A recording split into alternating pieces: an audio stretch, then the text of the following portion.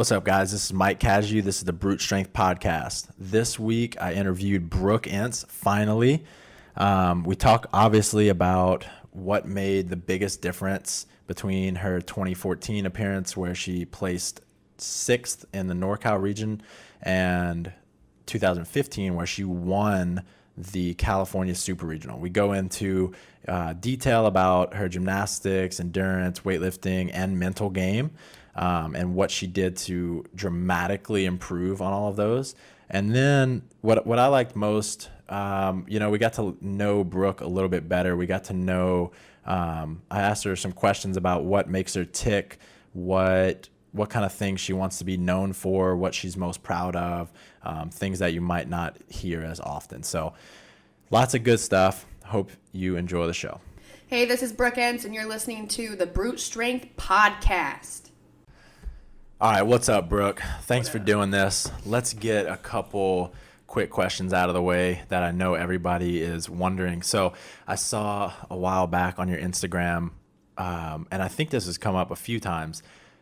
Do you actually have a penis? Initial response is a really big one. Mm-hmm. But in actuality... nah. Okay. As much as I love dicks, I do not have one myself. I like that. That's a good answer. My next question, would you... So I know it's a huge goal of yours to stand on the podium at the games. Would you eat a bowl of shit to do so? Whose shit? What kind of shit is it? Or who? You don't know whose shit. It could be your own shit. It could be Mars's shit. It could be a total stranger's shit. But it's human. We're getting at it's human. Yeah, no, it is human, and you can't know whose shit it is. But if you eat it, you will get to stand on the podium at the games. Would you do it? No. Why not? I wouldn't do it. Why not? Because as much as I really, really, really want a podium at the CrossFit Games, as shitty as the shit would be to eat, mm-hmm. I think that finishing 4th would be just as good. Right, and not having to eat a bowl of shit. I'd feel better about finishing 4th at the CrossFit Games than eating a bowl of human shit. Right. So working hard to get there rather than just eating a bowl of shit to do it. You know, I think a lot of people would actually just eat a bowl of shit. I think a lot of people would eat a bowl of shit. They don't want to work that hard? No. Okay. I feel like I'd eat it, and then what would happen is I'd get there, and they'd say, all right, Brooke, you're actually not on the podium, but we're going to let you stand on it. They're going to be like, but you ate the shit, so now just stand there. I'll take a picture, and then we'll send you home with a picture. There'd be a rule change at the very end. We'll send you home with a trophy made of chocolate. That's what you've just won. I love it. Okay, let's dive in.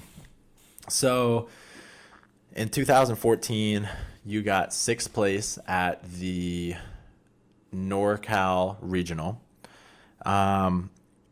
What did the week leading up to that regional, do you remember vividly that week and kind of what was going through your head? What kind of emotional kind of space were you in? What was going through your head leading up to that regional? I was a wreck. That was my first time competing at regionals as an individual. That was my second time ever competing at regionals, and the last time I had competed at regionals was 2011 on a team. I remember that. Yeah, you was there. So it'd been a long time since I'd even been surrounded by that sort of intensity and competitiveness. Mm-hmm. But then it was a whole new world being there as an individual versus a team, because I had the people that were supporting me there to sort of go to or confide in or surround myself with, but in the end there wasn't that many people because all of my close friends all work for CrossFit, a lot of them, so I sort of had myself and my coach via text, and at the end of the day, because they were competing the same weekend that I was competing. Right. The week leading up, if I didn't even want anyone to say the word regional because I would physically get ill. Right. I was terrified. I had no idea how I could do. I didn't see myself or believe that I could qualify. I was extremely nervous. I didn't want to go there and make a fool of myself. And I went there and won the first event, the hang snatch event, and that was definitely a great way for me to start off the weekend.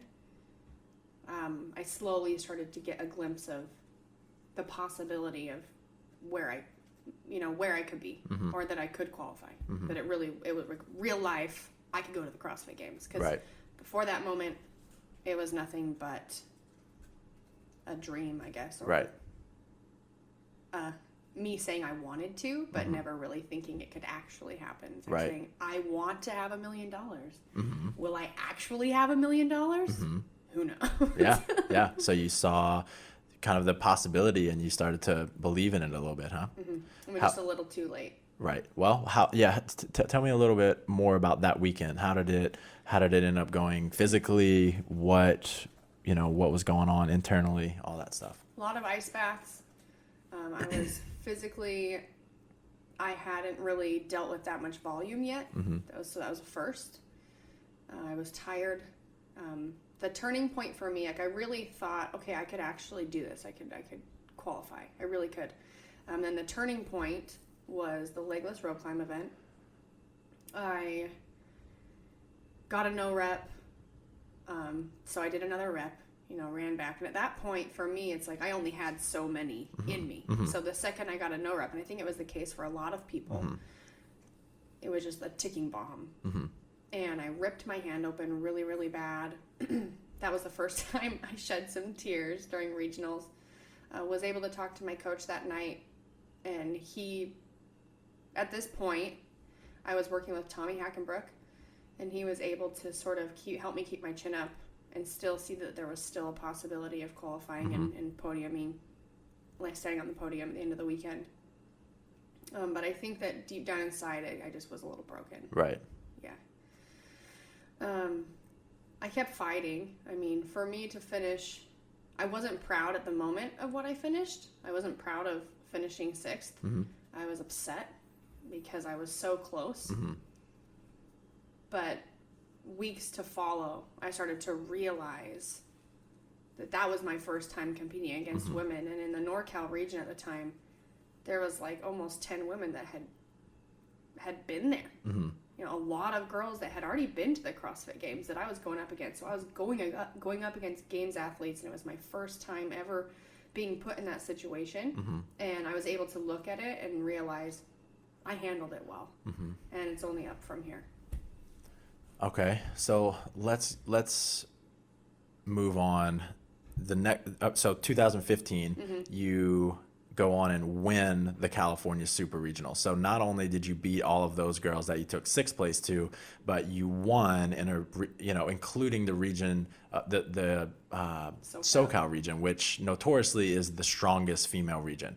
So you won that. So, I'm sure you've answered this a million times since this regional, but I want to kind of put the training under a microscope, and I want to hear from you what you think made the biggest difference, because everyone's getting better every single year. So you not only got way better, but you got better way faster than everyone else. So let's talk about the things that made the biggest difference, right? So talk about your gymnastics a little bit. How did that change? My gymnastics weren't terrible in 2014. They weren't, but it wasn't something I was strong at. My goal in 2014 was to have chest to bar butterfly pull-ups. Like, that was my goal, because I didn't have them, and it wasn't consistent. My pull-ups were not great. I couldn't do dips.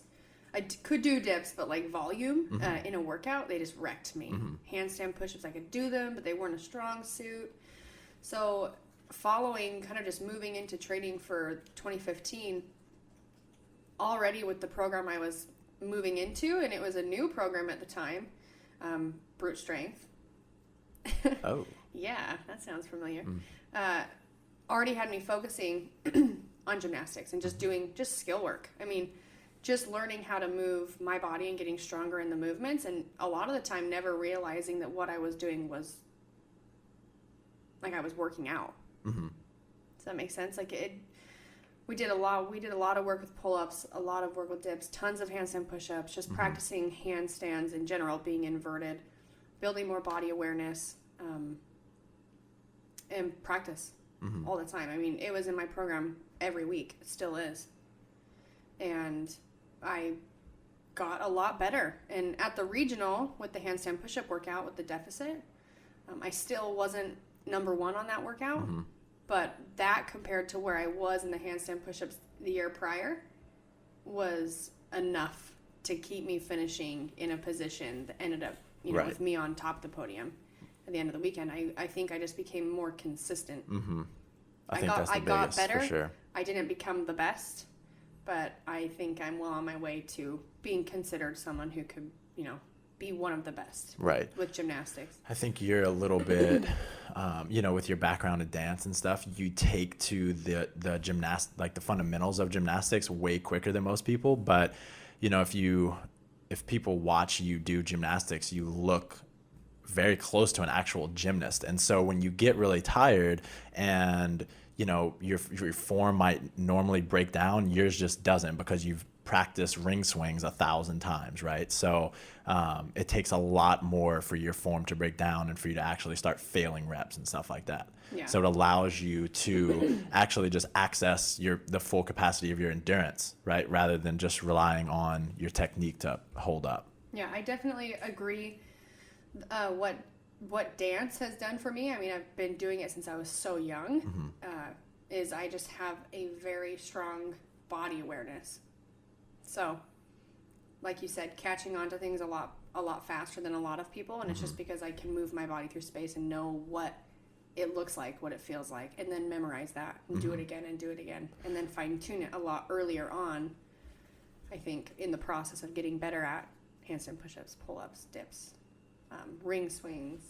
Right. So what do you think, for people that aren't on the same program as you, what do you think is a takeaway from, what do you think you could tell people based on your experience in terms of gymnastics? What can they go home and do or go to their gym and do that will improve their gymnastics? Don't be afraid to legitimately start with like very basic stuff. You can't just because you have a pretty good understanding or like physical ability to do dips, to do push-ups, to do handstand push-ups, all these things. A lot of the time what's keeping you from point A to point B is being able to know how you're moving, being able to move your body through space and be aware of what you're doing.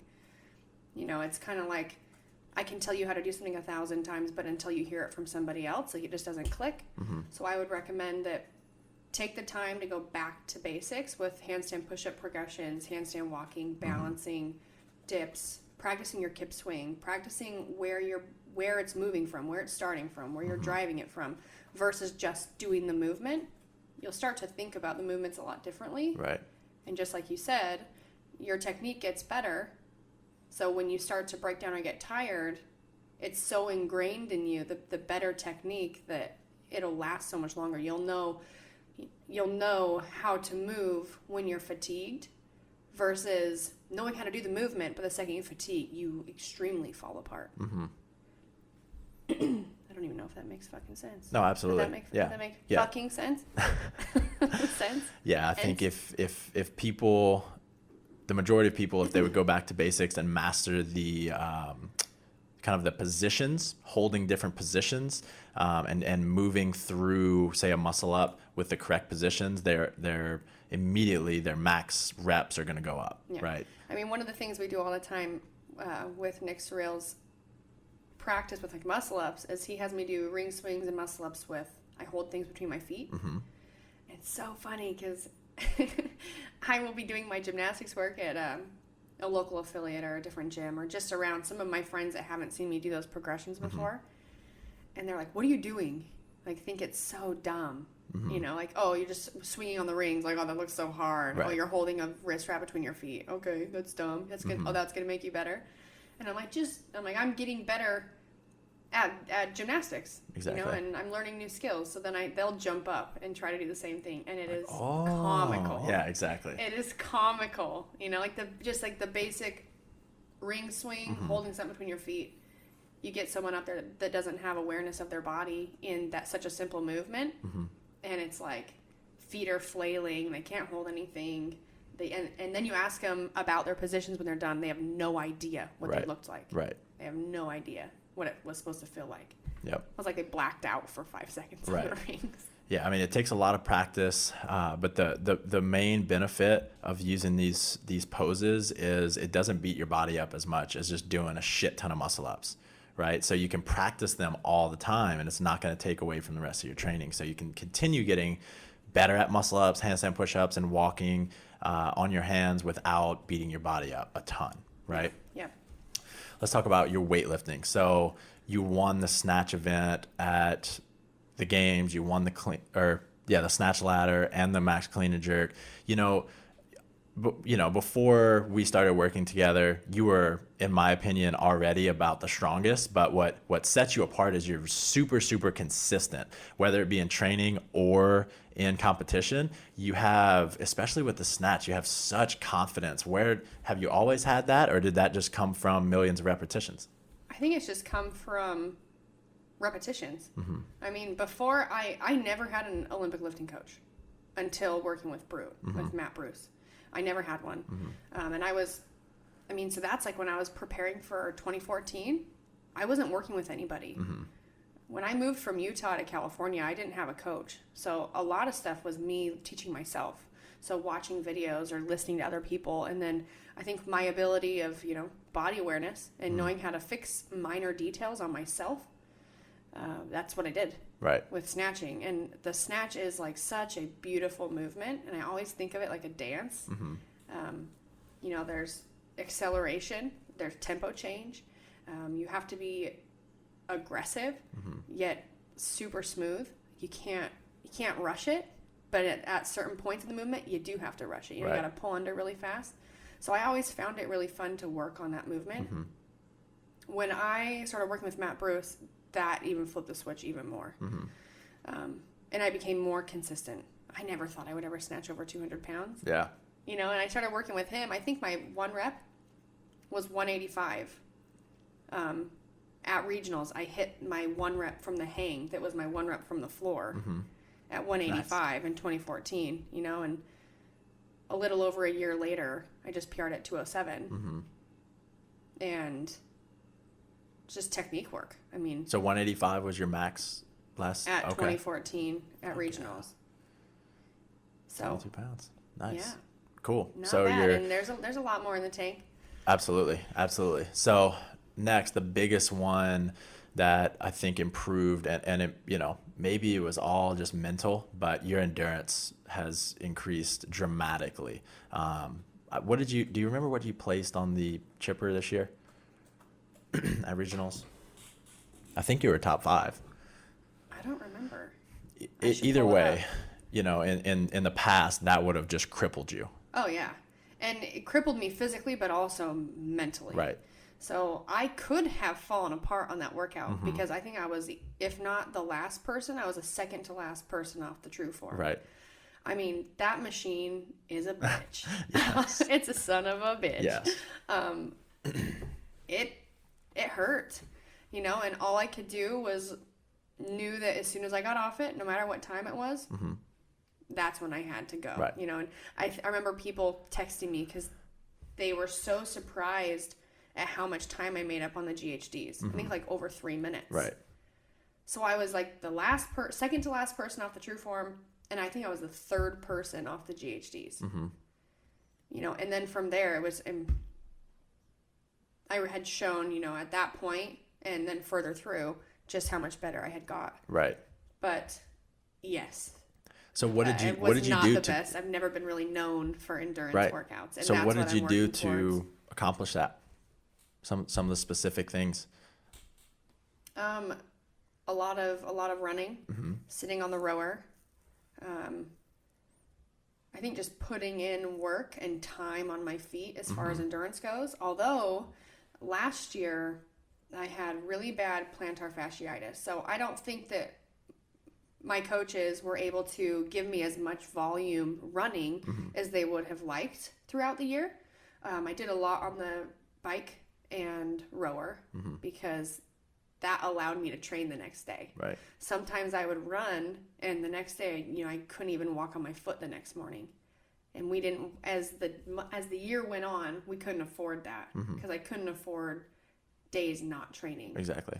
So I think this year we've been able to sort of keep my foot under control, and we've been running a lot more, and we're going to continue to run a lot more. And I haven't really had a day yet where I have hurt in the morning, which is really exciting for me. Right. As far as running goes. But yeah, to get ready for that, it was just putting in the volume and me sort of making a decision every time I was doing a workout that was going to make me better at things like that, recovery, long workouts, me sort of learning to flip the switch in my head that I can be good at those things. Right. I think for years, not only was I told by some people that I sucked at running, but I started to tell myself that was not the kind of athlete that I was. Right. And that right there is going to keep me behind for sure. everybody else for sure. just as much as if I physically really am struggling with it. So that's a good segue into this. Now let's talk about your mental state going into the 2015 regional. So you came out and trained with me, what was it, 3 weeks before? I think 2 so. weeks before? 2 weeks before. I was in Boston right before that. Right. What was going through your mind as we tested all of the workouts and then kind of leading up to regionals? I was scared. I was definitely nervous. You train all year long for that weekend. And it's a lot you can gain from it. Like if you come out in a good position to keep your season going, or it's like you could also feel like you've lost a lot. And I didn't want to feel that way, so I sort of went into it trying to I didn't really watch a lot of the regions. I didn't want to because I can't control how someone else performs. I can't control how fit someone else is. And I didn't want to get into a position mentally like I had the year prior of feeling defeated before I had tried. Right. So I went out to Utah and trained, and we did a mock regional, and I remember just like exhausted, and you said, all right, let's do this. And what did I say? Okay. Yep. Because I couldn't do it. I had to. And that's kind of how I attacked the time, like those weeks leading up to regionals, was just, you might feel like shit, but it'll be over soon. So just do it. Right. And I never really knew my times, how they were going to stack up to anybody else's. All I tried to do was, when we created a plan together, was to do that plan. That's all I could do. Yeah. So I didn't tell you exactly how well you did in the mock regional, but you crushed all of. So, I checked with as many games athletes as I could that were doing the regional workouts. And I'm not sure. I remember, I think Sam beat you on Randy one time in training, but other than that, I don't think anyone beat you.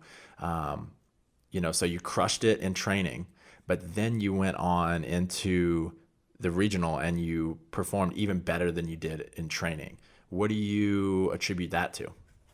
Like, so a lot of people underperform. Yeah. And you outperformed yourself. What do you attribute that to? I think a lot of work that I had done with you on my mindset just throughout the year. The mock regional of doing those workouts and being able to feel the same fatigue that I was going to feel at regionals. I had already been there. So I always look forward to the moment in a workout when you finally feel like you're dying. Seriously, like before you start, you're already scared of it because you know how it's going to feel.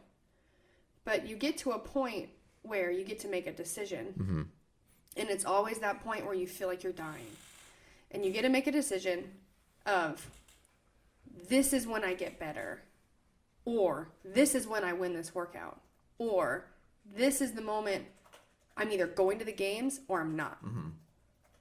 And I've been doing a lot of work on those moments of making the right decision, which is push a little harder. Right. Let it hurt a little longer.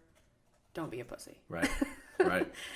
And In all real, like, I don't think it's been talked about enough, but you had some awesome fucking training partners. Tommy Marquez, your husband, Heber Cannon, you know, like having people to go through double days, multiple days in a row is fucking huge. And I think a lot of people get on, you know, a really, really good program and they do it all alone. And so the intensity just drops over time. Mm-hmm. And I think those guys really helped push you and helped, you know, build your confidence as well.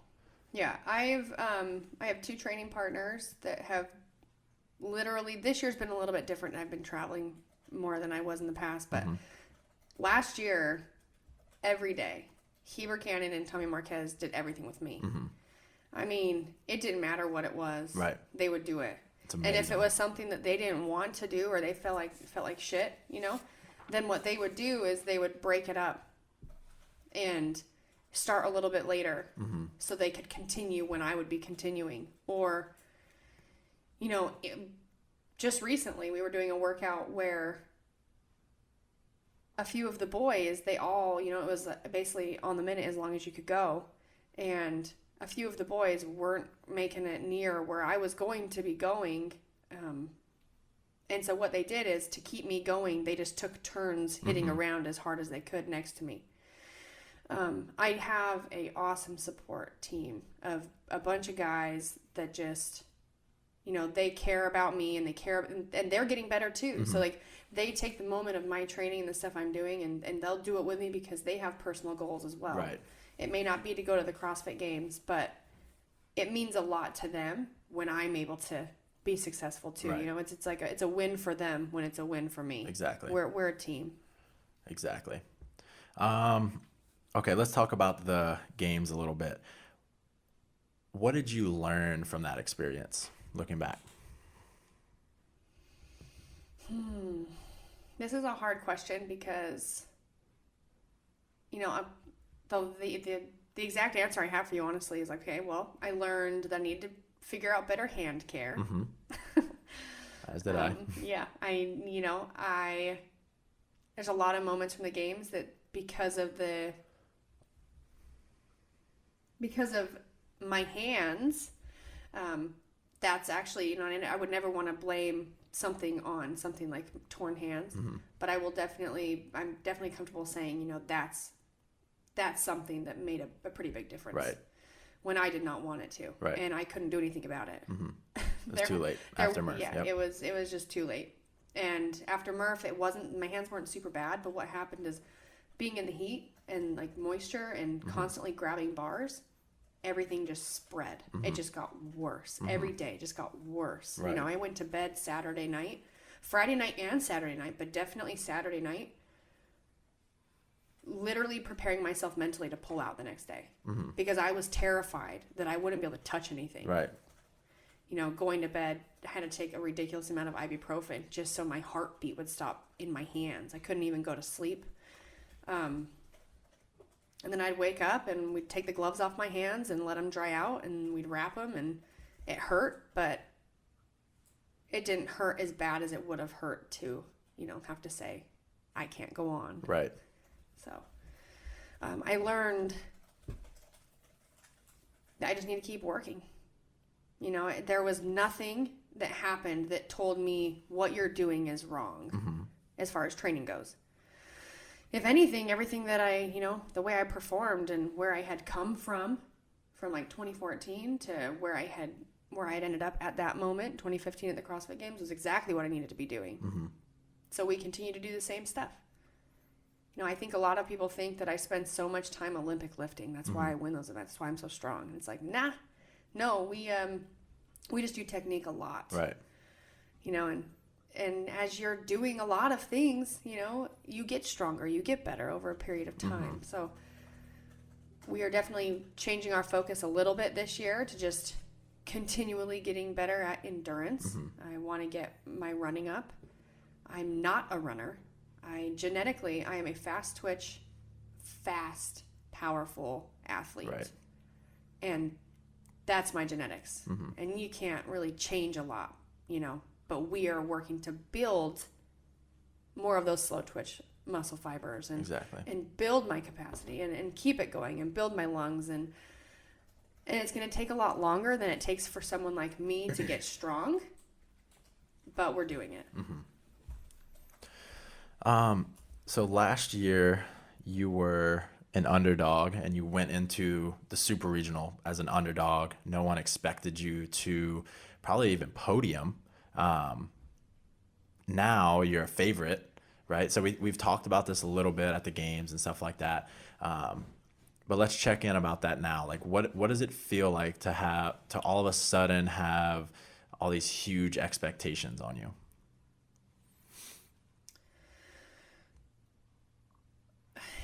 I mean, it's scary just because I think I've seen some people, that they do the same thing. Like they surprise people and qualify and they come back and they don't. And I think it's because of what their mindset was throughout the year. When I talk about the CrossFit Games or regionals now, I mean, I talk about it in a sense of like, I want to be there. And I think to a certain extent, I have to visually see myself getting there again and knowing that I can be there. But I also always remind myself that nothing is for sure. Just because I went there last year, just because I won the regional last year doesn't mean that I'm going to do that again this year. That doesn't mean I'm not going to try like work my ass off. Right. I mean, I'm going to go to regionals, saying I get to regionals, and probably do the same thing I did last year. I'm going to have a good attitude. I'm going to not look at the leaderboard.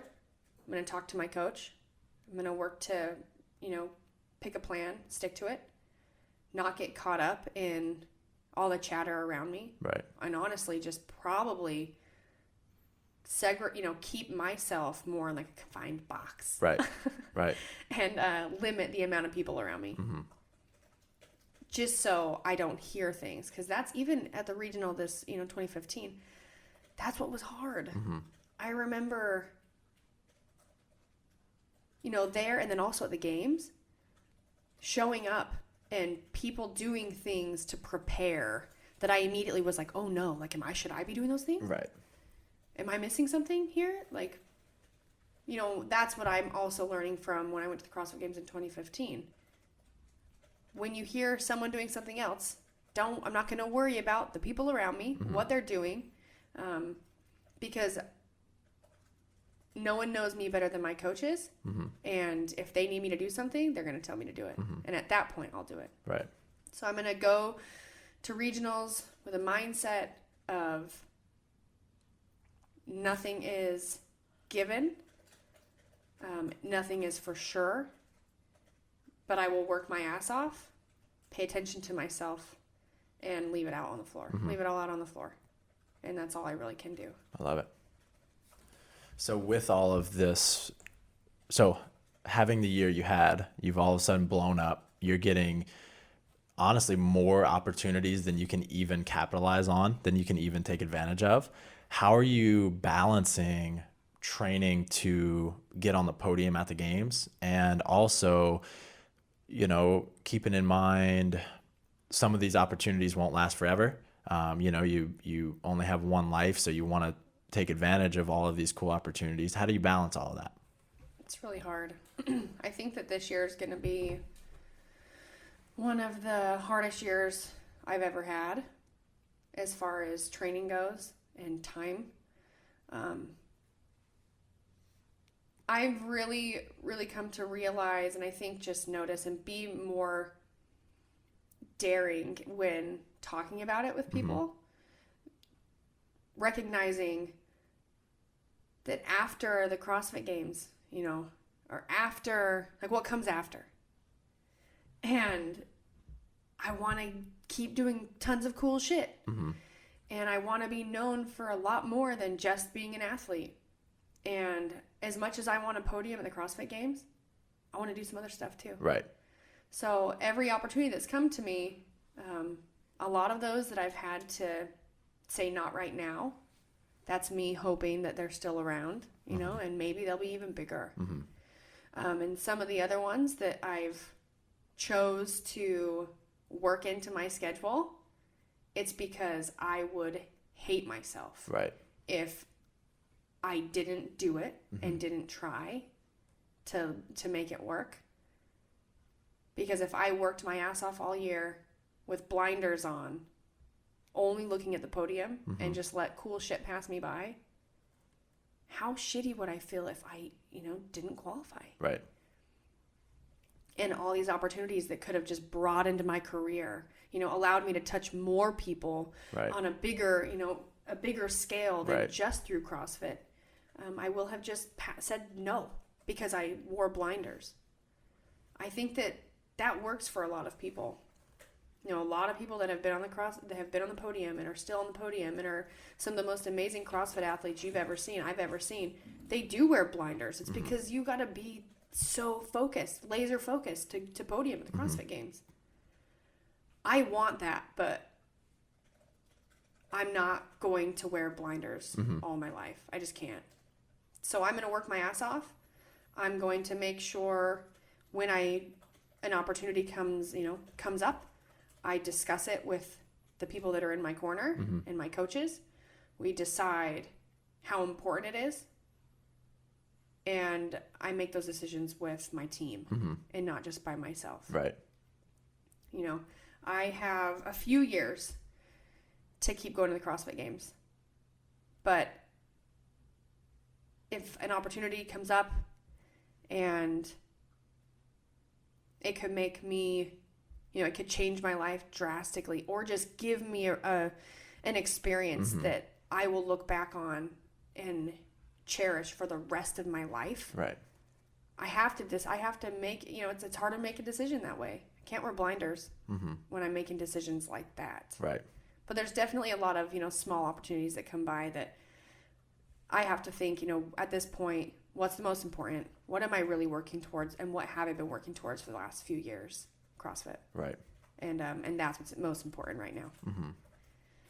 Yeah, I really, really like that perspective. I think it's, incredibly challenging to balance all of it, but for your overall happiness and fulfillment in life, I think that's a really good way to go about it.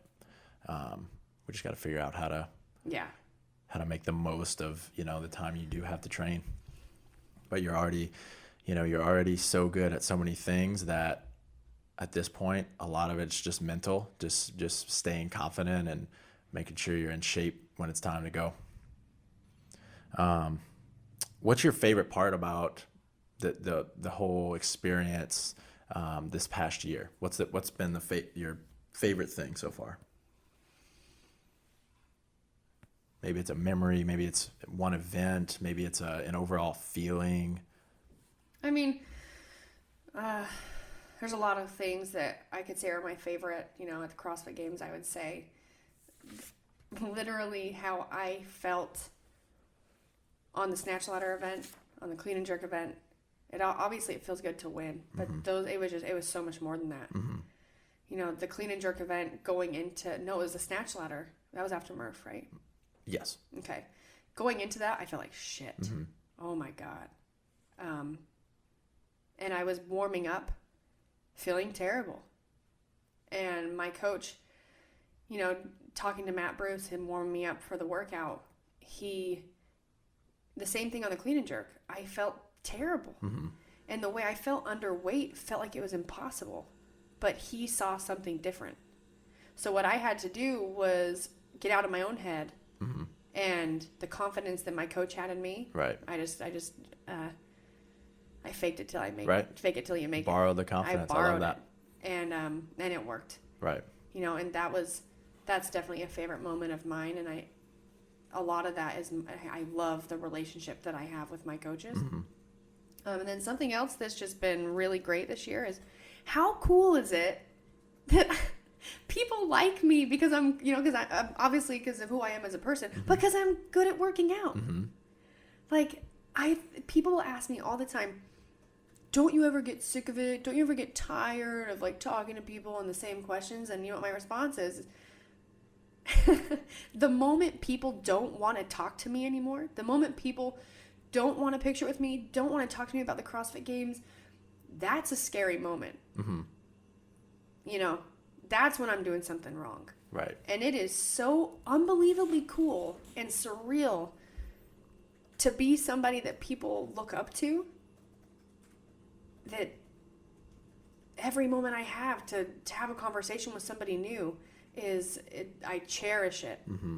And those moments are also extremely exhausting because I give myself so much when I do have conversations with people, that after, you know, a couple hours of, you know, talking to people at an event or doing those things, Matt, my manager, definitely has to pull me away. Right.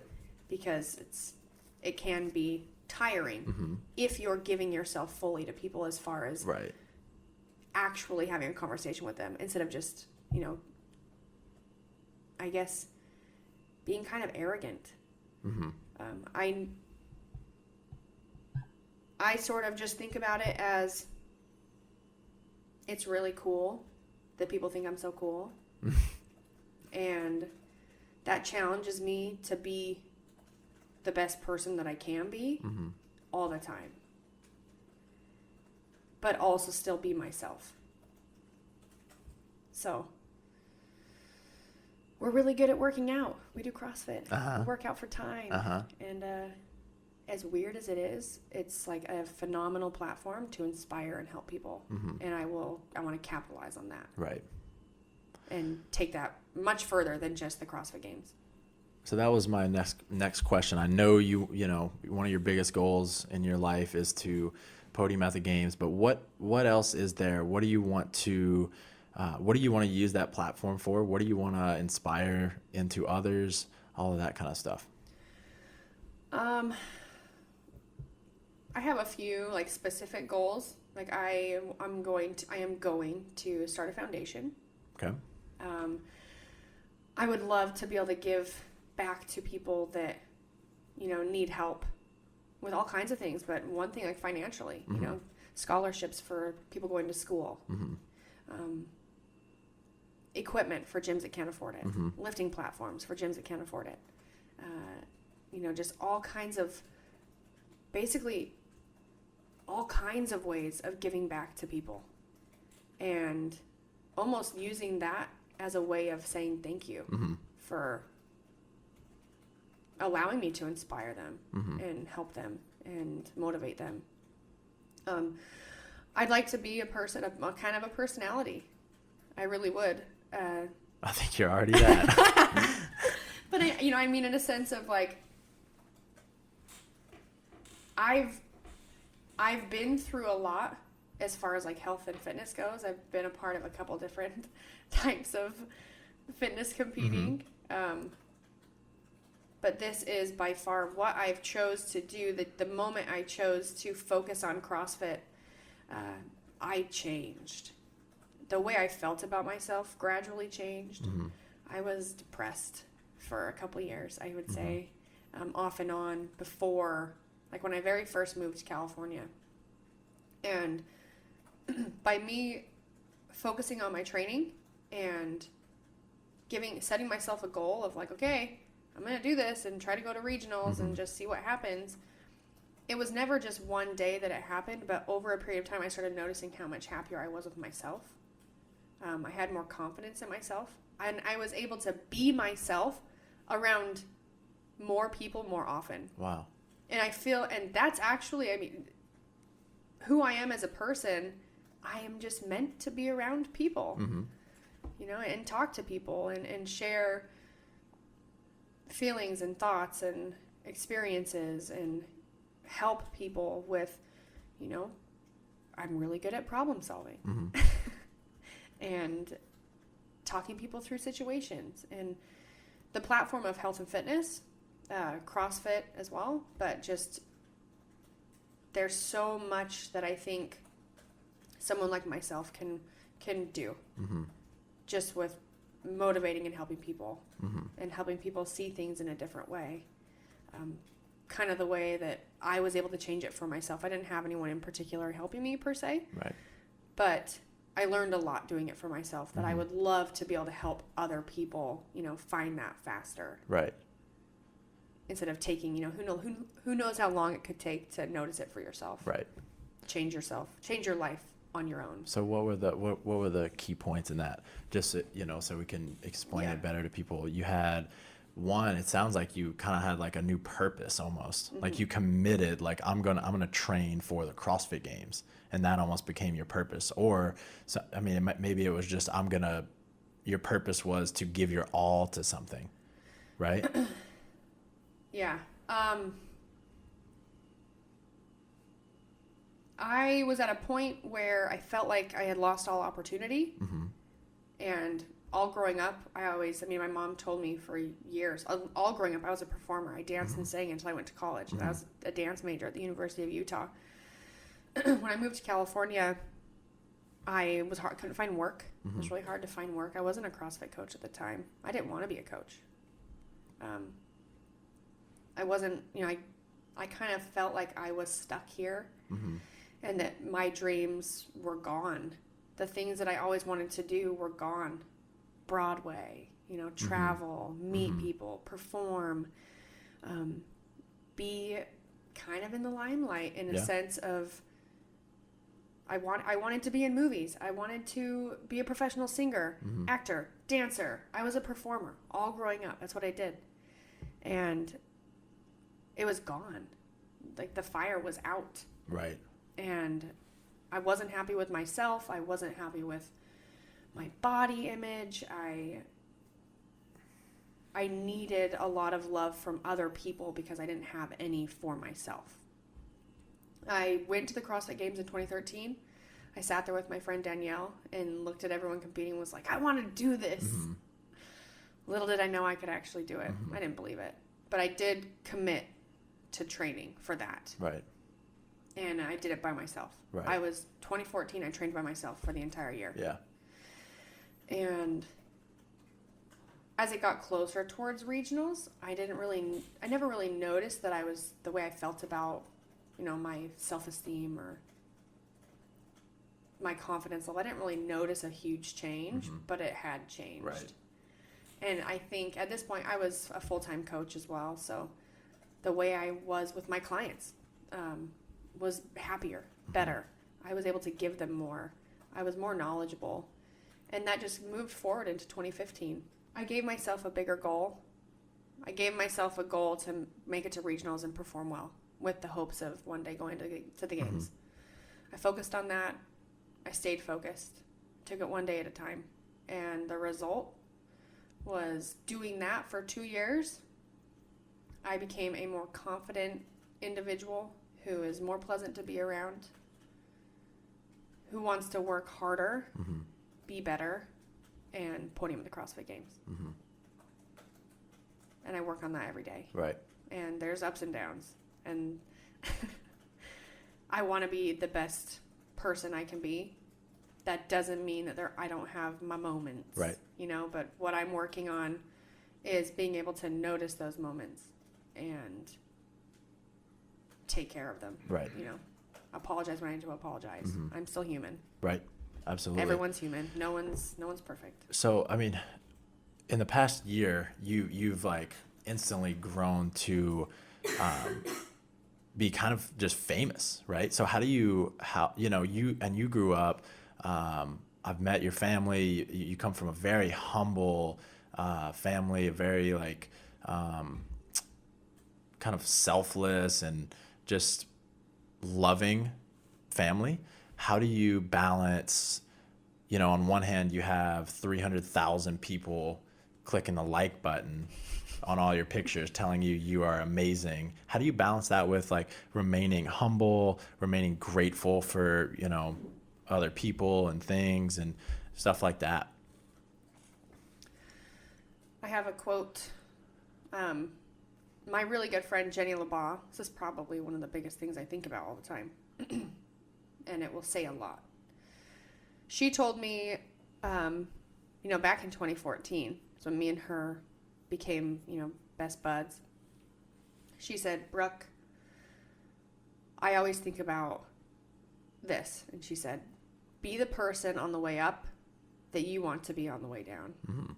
And that stuck with me and it still sticks with me. I'm not going to get blinded by the amount of people that follow me on social media. It's unfortunate that your social media following plays a big role as far as like, you know, sponsors that want to work with you. Mm-hmm.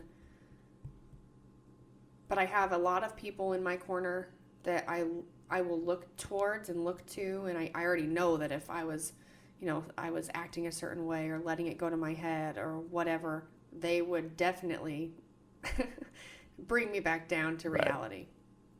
Luckily, that hasn't had to happen yet. Mm-hmm. I think that I'm so scared of that ever occurring that I'm hypersensitive to the way that I act in certain situations, especially around people that I don't know. Right.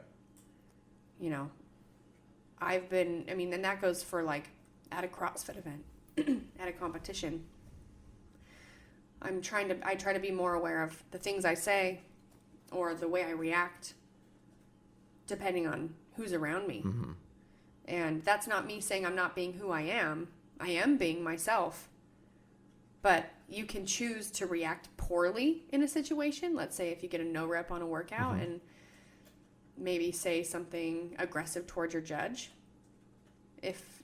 Or you can have some no reps in a workout and be better about noticing how you feel in the moment and keeping your mouth shut. Right. You know, and that's something that I've been working on.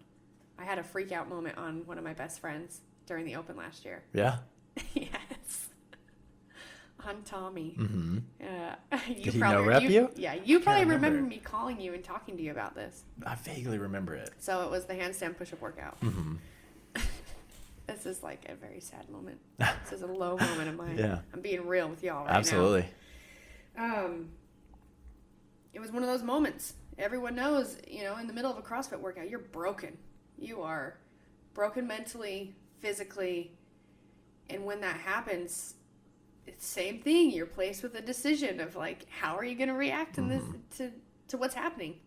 So is he giving you no reps? Got a shitload of no reps. Right. It was the first time I had done the workout, had the new standard, tape was up there, and just tons and tons of no reps. And I was pretty excited about that workout. I was doing really well, but I just kept getting no reps.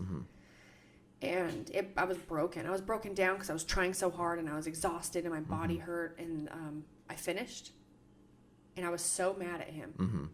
And I can't be mad at anybody but myself. You know, but in that moment, I didn't control it, and this is gonna make me sound so bad. I literally told him that I fucking hated him. Yeah. And that's what I said to him, and I walked out. How I felt physically and mentally was like I wanted to throw myself against a wall, and I couldn't. And it's like everything hurt so bad. Mentally, I was dying, and you just spent because all I was so year upset. training for that. I was so upset. Right. And I came down and I wanted to scream and like break shit and explode. And those are the words that came out of my mouth. And because of that, I hurt his feelings so bad.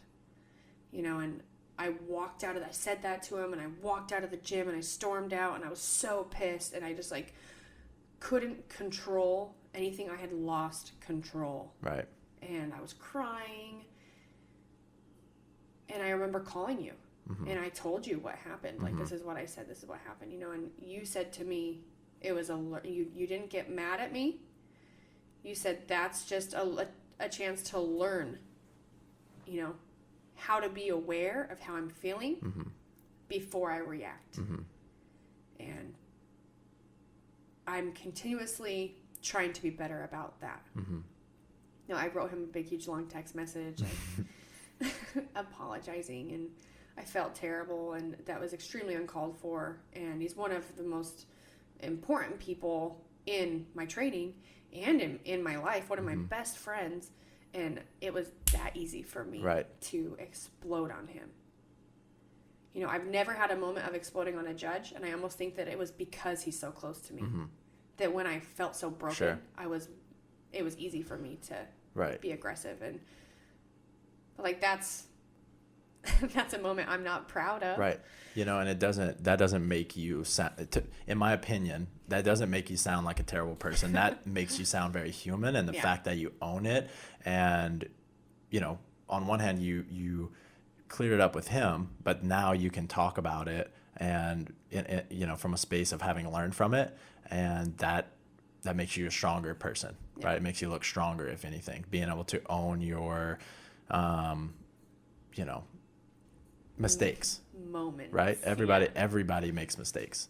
And I think it's the defining characteristic of a good person versus a bad person is those who own and those who don't. Everybody makes mistakes. So I think that's pretty cool. Let's see. Let's talk a little bit about your body. How about that? Okay. So you get a lot of nasty comments on Instagram and stuff like that. Me and Adi have been talking about it the last couple of days, and it's something that I haven't really thought about it in this way until she brought it up. But you dress exactly like every CrossFitter dresses. You wear booty shorts, you wear a sports bra, nothing different, right? You're not wearing a thong to work out. You're not showing your titties on Instagram, nothing. But you're so jacked, like literally just so jacked, so lean. Like I really think it makes people feel uncomfortable, whether it be, you know, I think a lot of people just doubt that, or it makes them think less of themselves because they don't understand how someone could be that consistent, disciplined, and work that hard. You know, how does it make you feel when you see that kind of thing? Okay, well, the first time someone commented on one of my pictures that I was on steroids, I immediately called Miranda Oldroyd, one of my best friends, and I was like, I've made it. Nice. You know, like the moment that someone can't believe it Right. enough that they have to say the only reason you can look that way is because of, you know, the being on gear or juice or, right. you know, pump juice. I knew that at that point it was like, oh my God, yes. I finally look fit. I finally look like I'm super fit. Uh-huh. But there are some nasty comments. Mm-hmm. And I just try to not read them. But there's a lot of times that I do see stuff. And sometimes my first reaction, it used to be kind of a little sad or upset. Mm-hmm. And I sort of would just try and, you know, not focus on it. Like, okay, when I was in high school, middle school, I would go home from school crying. Right. Because the boys at school would talk about how I had bigger biceps than them. Mm-hmm. I mean, so at a young age, genetically, I was just more of a built girl. Right. Just strong. And it took me a long time to accept that about myself. And so now I think I deal with it pretty well. Mm-hmm. But still, when you get a comment that says something like, I bet she has a bigger dick than you, doesn't make me feel too good. Right. You know? And I try to remember that, you know, that's one person making a rude comment when I've got thousands of other ones that are motivated by what I'm doing or what I look like. Or exactly. Or me as a person. Exactly. That's one person versus thousands. Mm-hmm. If you weren't doing CrossFit, what do you think you'd be doing right now?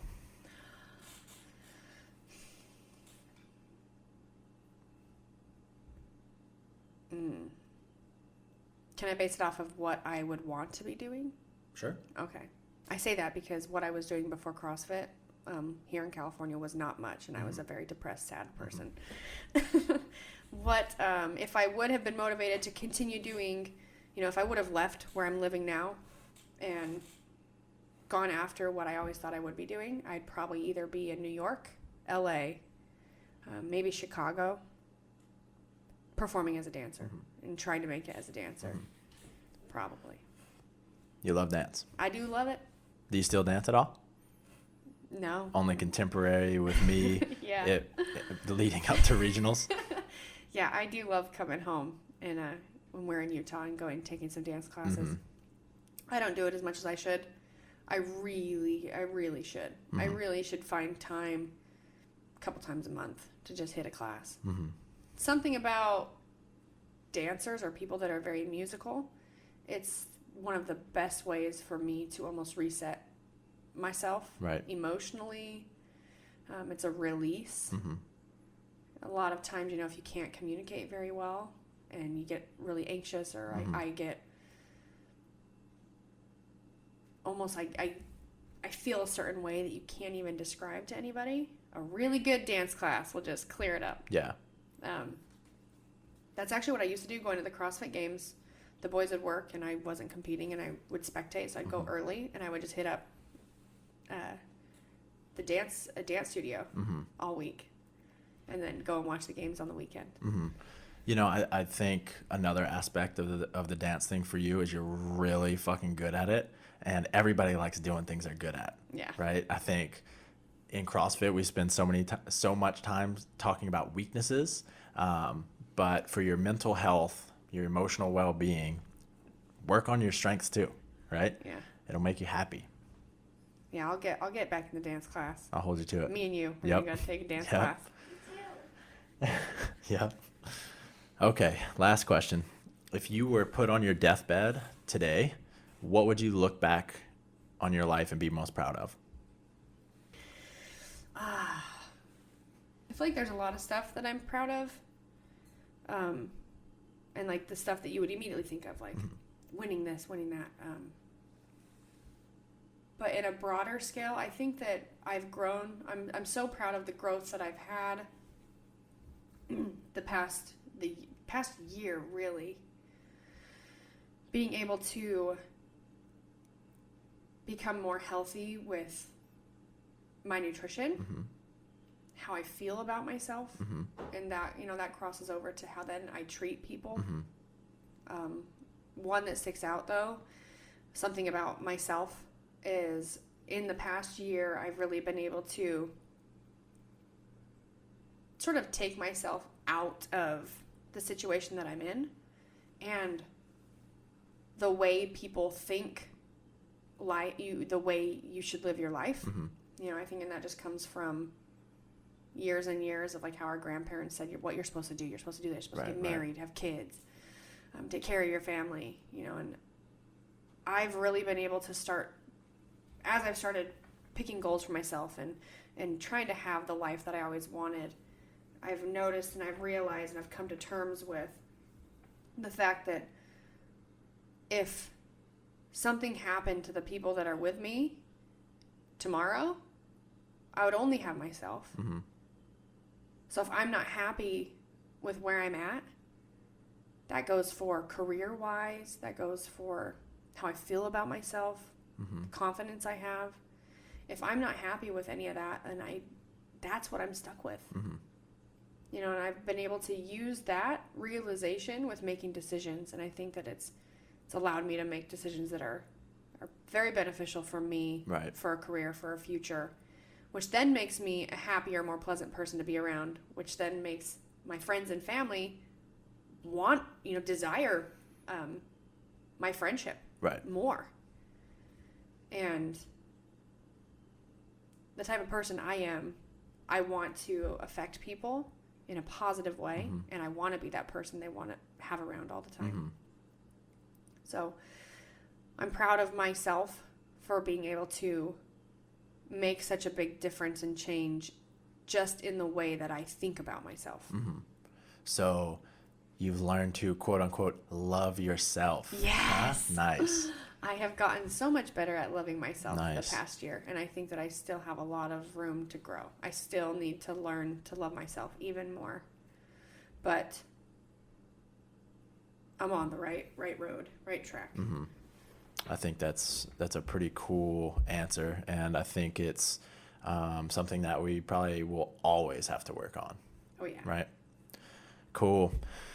Where can people learn more about you and follow all of your whereabouts and stuff? Well, y'all can follow me on my Instagram page. Also, I have a website, and we've been pretty good about posting, stories and pictures about places that I've been or things that I'm doing at brookeence.com. And also, I think that we're going to start trying to make a little YouTube channel. Nice. So keep an eye out. Nice. Very entertaining. That Yes. is our goal. I like to entertain. Keep in mind, this is probably PG-13 type of stuff and up. 'Cause Right. I'm a rebel. Yes, you are. Nice. So rebellious. I'm gonna be, sometimes I do things, like if you guys follow me on Snapchat, I do things that some people would say, that's a little aggressive. Or you probably shouldn't talk about that all the time. You probably shouldn't talk about poop all the time. You probably shouldn't talk about, dicks all the time. Well, I take that into consideration, because I don't want to offend anybody, but I also am committed to being myself. And the people that like me will follow me, and the people that don't won't. True that. So, You're authentic. yeah. Keep being you. Cool. Guys, if you haven't already, go to www.brutestrengthtraining.com and sign up for the newsletter. We'll be sharing podcasts, free programs with you, blog posts, all kinds of cool shit. Also, be on the lookout. In January, we're launching Brute Body, and there will be a women's version of that program, and Brooke is going to have a large role in that program. So be on the lookout for that. Thanks. Later.